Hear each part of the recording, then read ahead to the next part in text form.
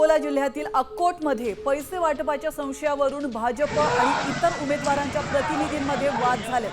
यात वादाचं रूपांतर हाणामारीमध्ये झालंय आणि त्यानंतर पोलिसांनी यामध्ये हस्तक्षेप केला। अक्कोट शहरातील बस स्थानकासमोरच्या नगर परिषद उर्दू वरिष्ठ प्राथमिक शाळेच्या मतदान केंद्राबाहेर हा प्रकार समोर आला। इतर विरोधी उमेदवारांच्या प्रतिनिधींनी भाजपच्या बूथ बाहेर पैसे वाटप होत असल्याचा आरोप केलाय। या प्रकरणी अकोट शहर पोलिसांनी एका व्यक्तीला ताब्यात घेतलाय।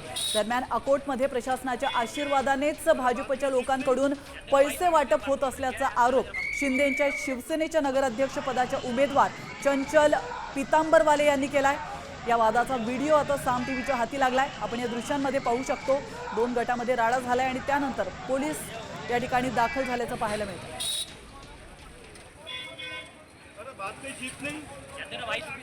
तिथं जो प्रकार घडला, वास्तविक पाहता तो जो प्रकार घडला आहे तो भाजप संदर्भात नव्हता। तो तिथले जे दुसरे पक्ष आहेत त्यांचं वैयक्तिक विषयावरून तिथं काहीतरी वाद झाले।